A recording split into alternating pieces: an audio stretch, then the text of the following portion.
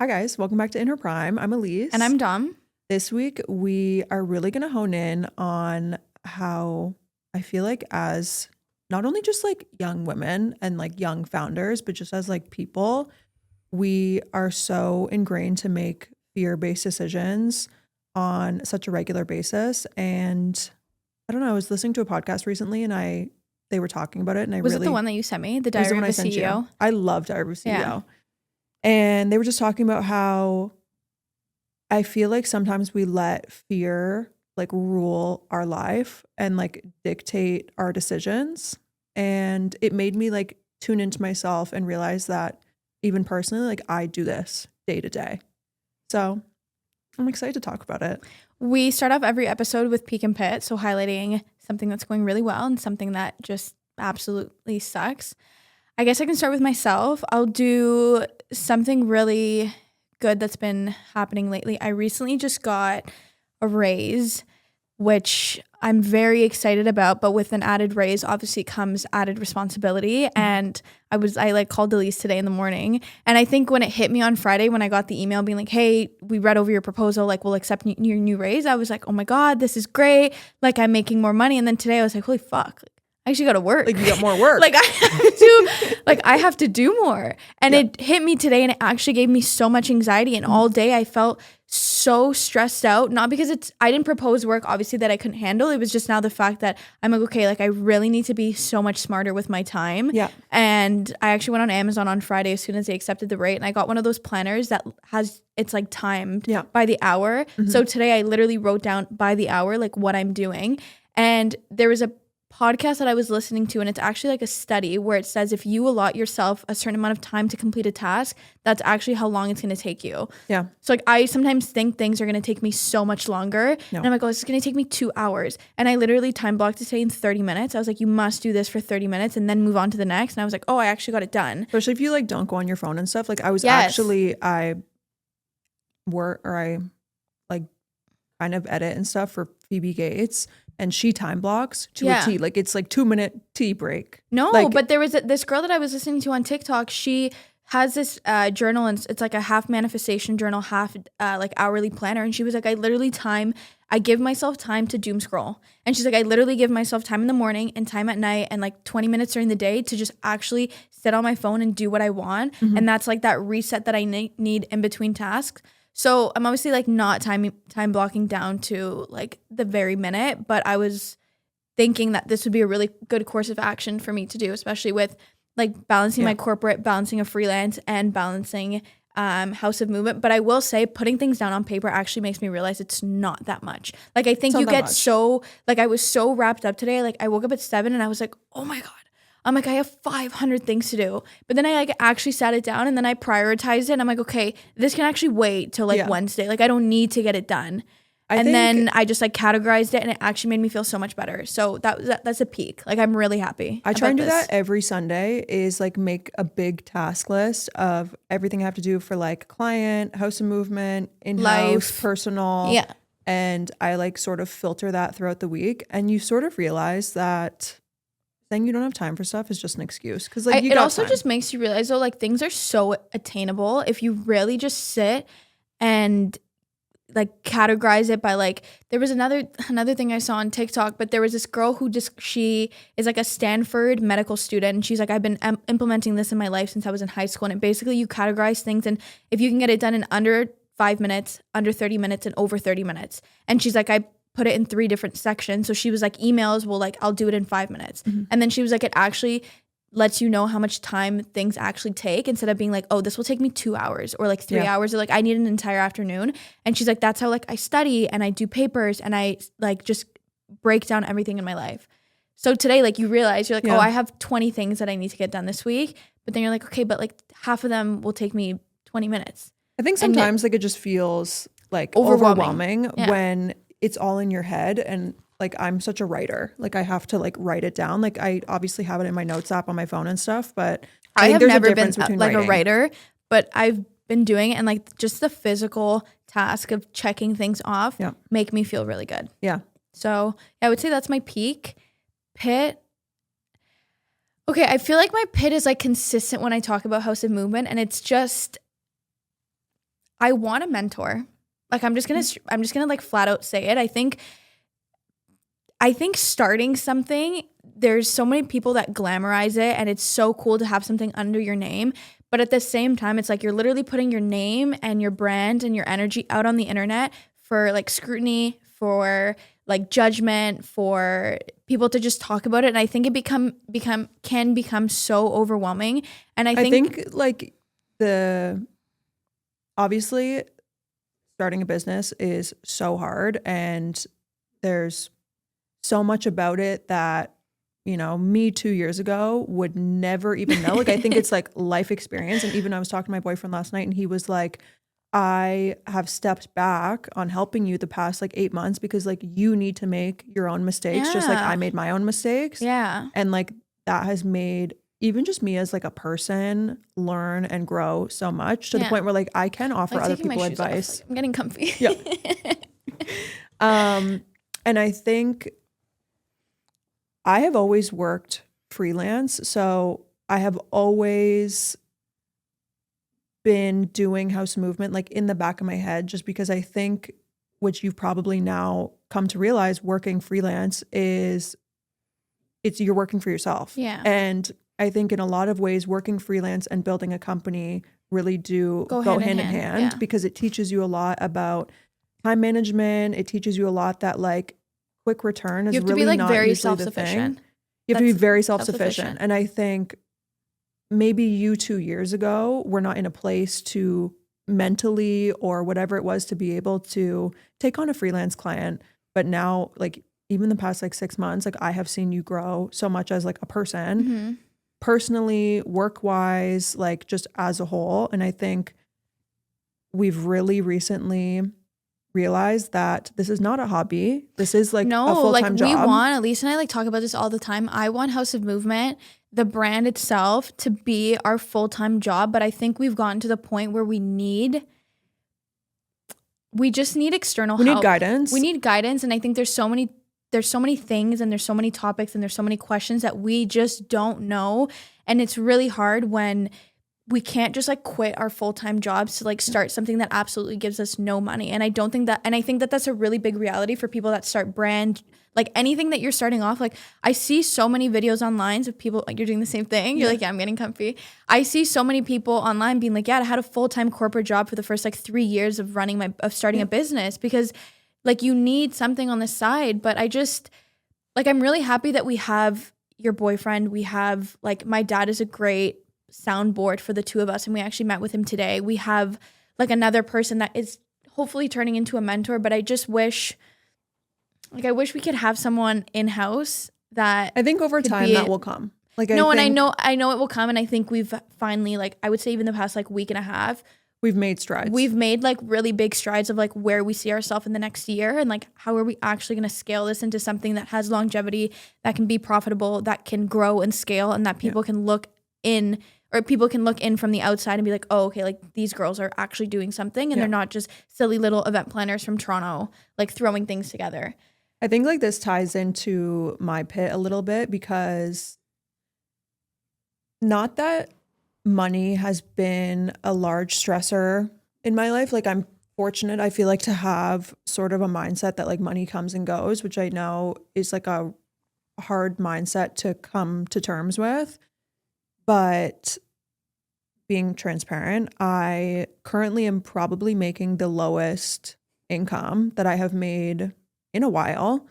And it is with like the purpose of my time and energy is like being consumed into something that like I picture as long-term gain. Yeah.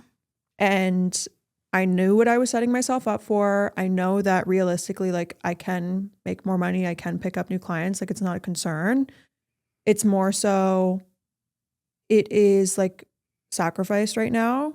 And I'm willing to make that sacrifice, but that doesn't mean that sometimes it's like, holy fuck. It doesn't like, get to you. No, I know. Sometimes it's tough, but at the end of the day, like I could pay my bills and that's fine. Yeah. So something though I am really proud of, I think we're trying to, and that was kind of like the biggest thing that I took away from the phone call that we had today with my dad, is I want to figure out a way for us to like work smarter and not harder. Like we don't need to be putting in 50,000 hours a week. Like if we just like pre-planned and like did all these things that we've been saying that we know. Like Elise and I are like, we talk things and we're like, okay, if we go back in our conversation for the past like 6 months, like we said this. Yeah. It's just like actually doing it. And I think I think we both just want the same thing. I was just gonna say that. I think like finally we are like on the same page and we're like turning the same page at the same time. Yeah. So I think it's like pros and cons. My peak. Your peak. My sister visited this past weekend. Yeah. And like it's always nice to see her and her baby. And he's so cute, Landon. but he is a handful. Yeah. But I he's get so baby cute. fever from really, really, really far away. Like I see all of the just stress, I think is like could be the Honestly, correct word like- to describe it. And I think moms don't get enough appreciation, especially young moms who are still working and who are still young and want to have a life. And full props to Yeah. Lauren. Like I don't think Lauren obviously has like a large social media following. And I don't think anybody really even knows that she had a baby because she doesn't advertise it. And like when she was pregnant, you didn't really know. And like she still works full time. like a dog.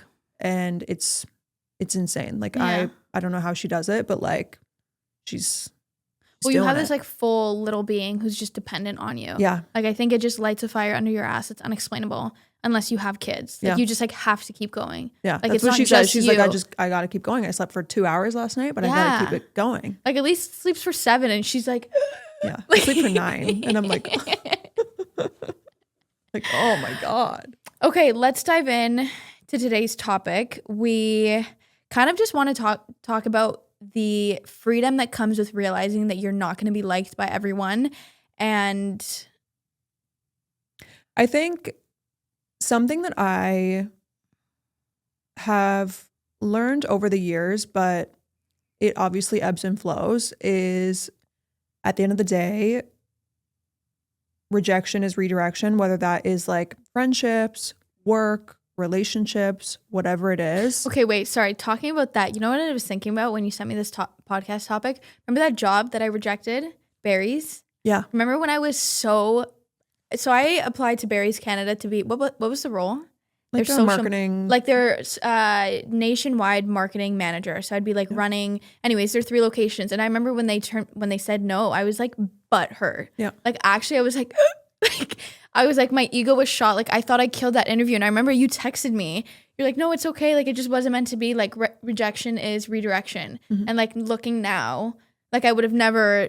You would have never gotten the opportunity that you have now, which probably pays significantly more. Pays me significantly more than that. But I'm saying like I think it's just so hard in the moment when you get so down and you're like, oh, like this sucks and everything is working against me and nothing is aligning and I have no opportunities and I'm a failure. And like 2 months, 3 months later, you're like, oh wait, like I feel so much better. I think especially when it comes to like friendships, I think obviously we run like a women's community and our whole goal at the end of the day is to like connect you with other women and like make you feel empowered.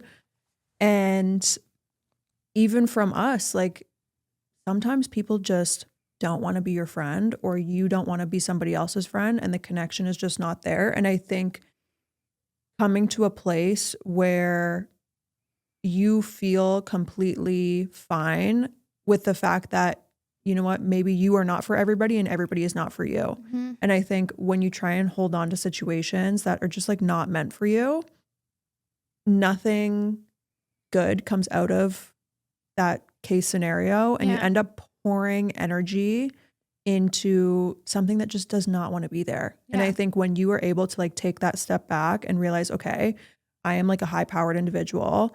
I'm confident, I'm smart, I'm all these things.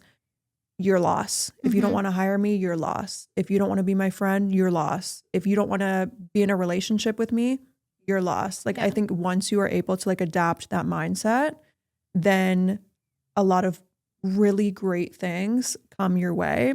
But when you're holding on to something that is just truly not meant for you, then I think you're just like holding on to Dead weight. Yeah. The episode that you sent me of I don't remember who the lady was, but it was Diary of a CEO. And one of the parts she was talking about was there are so many different actors in your life. And she was like, you need to, as an individual, come to terms with the fact that there's people that are going to hurt you. There's people that are not going to like you. There's people that are going to spite you. There's people that are just never going to want to be your friend. And if you can come to terms with that, that is so much self-peace that you can bring yourself with just understanding that concept in life. And people are going to do so many things that is just going to work very against you. And I remember like hearing that is like exactly what we're talking about today. And I think like also realizing that people fit into different boxes in your life. And at the end of the day, like not everybody has to fit into like this high level box. People Not come to your everyone life needs for to be different a best reasons. friend. Not everybody needs to be your Yeah. best friend. Like you can have people that you just text to go and work out with, or that you just text when, you know, you want to grab a coffee. I think we grow up in like a society with like grade school and high school Yeah. and university where we're constantly surrounded by other people our age. And it's kind of like at an age where your whole day to day is like dedicated towards connecting with other people. Mhm. And then you leave university and you realize everybody has their own lives and everybody is like living their life and working, and maybe they don't have as much time, you know, for you as they had previously. And I think that was almost like a hard reality that I also had to come to terms with, is sometimes you have to book 3 weeks out with somebody and that's life. Yeah. Whereas in university, like, hey, do you want It to, was like day of plan. And it was like, hey, what are you doing this afternoon? And it was like, these are our plans for the weekend. And I feel like your life was centralized around the fact that like you were very social and you're going out and you're making friends. And now it's like, I'm going to use the example of I sent out save the dates for my birthday like 6 weeks before. And I had a lot of friends who were like, sorry, like I'm busy. I already had plans. And I said it to you. I'm like, that's like just the reality of growing up and having like different timelines and schedules, and people have plans and there's so many things going on that I'm like, you're right. Like your November 8th does not revolve around my birthday. And that's just like how, like, it's just like a realization. But when you're younger, it's I like, saw, I'm going to tell you who What? it was after, but you saw what? I saw somebody we both know post, I don't know if it was like a story or a TikTok or whatever recently, being like Was it my like a repost? no, it was like a full post being like, my birthday is like the one day a year where like I expect full effort and stuff. And I think me a couple years ago maybe would have agreed with that. Was but it who I think it is? Probably. Yeah. Okay. And I think me now sort of disagrees with that, because I think if somebody is like showing up consistently in your life and like, you know, this one day a year happens to be yeah, I think the notion around birthdays personally gives me so much anxiety, because I'll be the first to admit, like growing up in high school and university, there was so much pressure around your birthday of how many people were going to post you on their story, how many people were going to come to your birthday, how many people were going to chip for your booth. Was this going to be like the best year or the best day of the year? And like now thinking about my birthday now to to people that I've invited, I'm like, I don't want a gift. I don't want a story. I don't want anything. Like, I literally just want you to come to dinner and like just come and like bring whoever you want. Like, I literally just want like friends and to eat and like to have fun. Like, I don't care.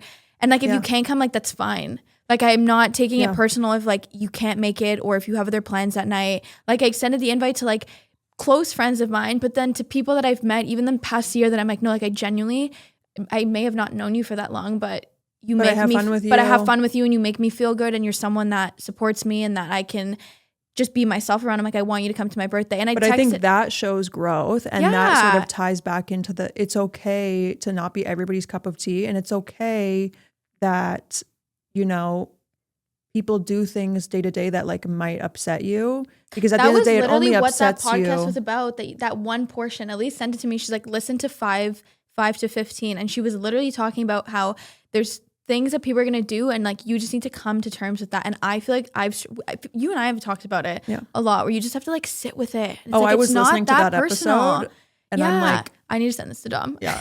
But it's not that personal. Like me a year ago, if someone was like, sorry, I already have plans, I would have been like wildly offended. I'm like, how could you possibly but it's like, it just doesn't. It's just not that deep. It's just like not that deep. It's as personal as you make it. Yeah.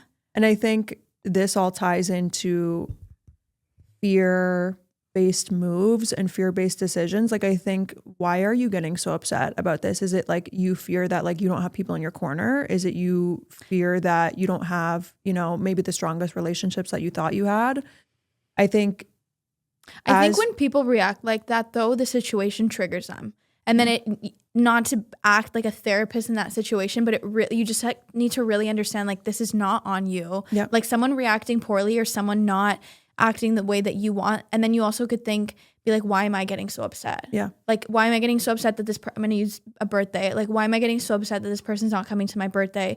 It's like, did you even really want them there? Are they even really a good friend? Like, I don't know. That's hard though. I think as humans, it's human nature to think fear-based or make fear-based decisions. Like it is what it is. But the problem is when you let it become your identity in a way, whether it's like the birthday situation where like you are like ending a friendship over something as minute as this, or, you know, you don't quit that job that you've been wanting to quit because, you know, you're scared you won't find another one, or you settle in a relationship because you feel like you're getting older and you've had a hard time finding somebody, or, you know, you don't let a certain friendship go because of like the fear that, you know, you've put so much time and energy into this person and they, you know so much about you, yet they're like kind of providing like a little bit of toxicity in your life and you sort of let it slide. Like I think day to day, we make so many fear-based decisions, like even in our company, like there's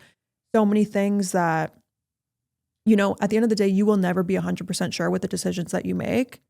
But as long as like your gut feels like this decision is the right decision, then that's how you proceed. I think so often we rely on other people's opinions to guide our direction. But unless that person is somebody you like majorly look up to in every aspect of life, at the end of the day, like you need to guide your decisions. Yeah. And like that's...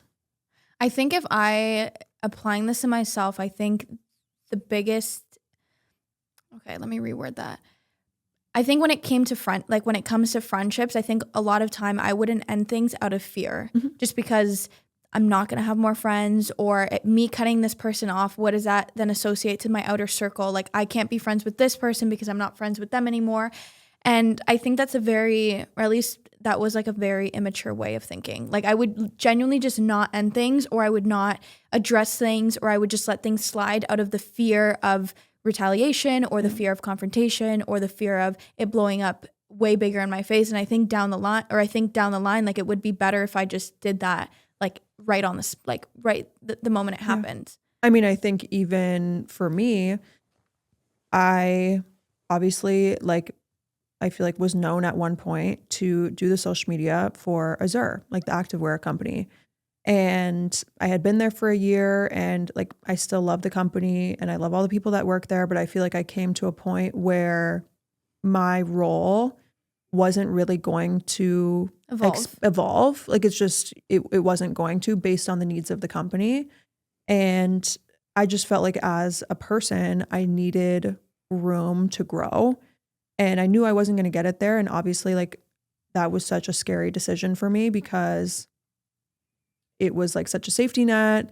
And it's something I had been doing for the past year. And I felt comfortable in this position. And it was really honestly scary to like leave a position like that. And it ended up doing it. And being completely honest, like I regretted leaving for months after. And now looking back, I don't regret it at all because I think it made me grow so much as a person and it brought me to where I am now.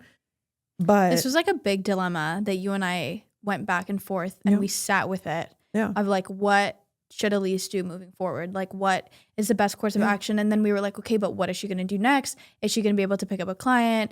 What is her relationship with the brand? What does that mean now? Like this was something that you really sat with. I sat with it because I obviously like, I didn't want to burn bridges either. Like I didn't want to make it weird because I do like everybody that works there and like the owner and everything. So looking back, I know I made the right decision and I'm happy I did that.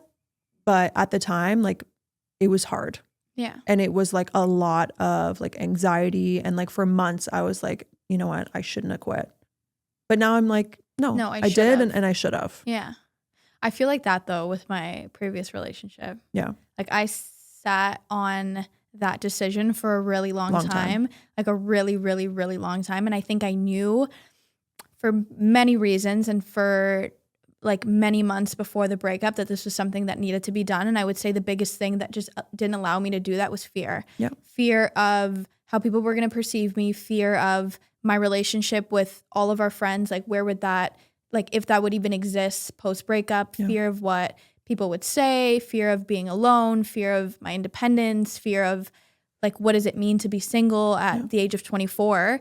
And it wasn't until, I don't know, it was like, I think two things. I think it was just like having a nervous breakdown. And I was like, okay, no, I have to do this. Like, if I don't do this, like, I'm just going to sulk forever. And it's just crazy though, because I feel like every time like you provide an example like this and then you're like, oh, now looking back, everything's great. And it's so hard when you're in that moment to adopt this mindset of like, oh, I know future me is going to be okay. But like right now, like I need to just suffer. And it's not always like sunshine and rainbows. No, like, it's not. And there's not like a timeline. Like it's not like, okay, I'm going to make this decision now and in 3 months I'm going to feel better. Like it could be years or weeks or like it just doesn't, you just don't know. Even for my like fear-based decision, that was like an instantaneous thing. It was like a 2-day thing. Like one day I was good. The next day I was like, you know what? No. Whereas like even with your previous relationship, like it was a long time. Yeah. And I think that's often how it works with relationships is you've put so much time and energy into this person that I think it really does take a long time to come to like the final conclusion of like, okay, you know what, I'm going to leave this. Like I got to go. But I think your fear of like, you know, losing friends that you've built up over the years and like friend group and stuff like that did happen. Yeah. That did happen for you. Yeah. And it sucked. But now it sucks. But like now thinking about it, I'm like, does it really suck? No, like, it doesn't suck. Really? It doesn't suck because I think the thing is, no, I know you and I can talk about this. I'm going to say, I think it needed to happen for you to level up and for you to like mature and grow as a person. Oh, 150%. Like I think of myself back to even February of this year. Like who you would surround yourself with. Just who I would surround myself with. Not even just like my mindset. Like I think that's the biggest thing of like how I viewed myself and how I viewed like my capabilities and my just like the things that I was willing to do for myself and like to take myself to the next level. But I think all of that stemmed from that decision. And I don't think I would ever have gotten to how content I am right now if it wasn't for making that decision. I still remember like us sitting on a boat in Miami being like, what does she do? Yeah. Do you remember? And I was like, literally, I remember being in Miami after our second House of Movement event. And it was on my birthday. And it was for Elise's birthday. And we like had a lot of fun. And then we were like all sitting at the front of the boat. And I just was like, my mood went from like literally 100 to 0. Like I was like having the time of my life. And then it all just like. Because you're like, I have to go home. It all like sunk in. I was like, holy shit, I have to go home. And I had to like deal with what was waiting for me at home.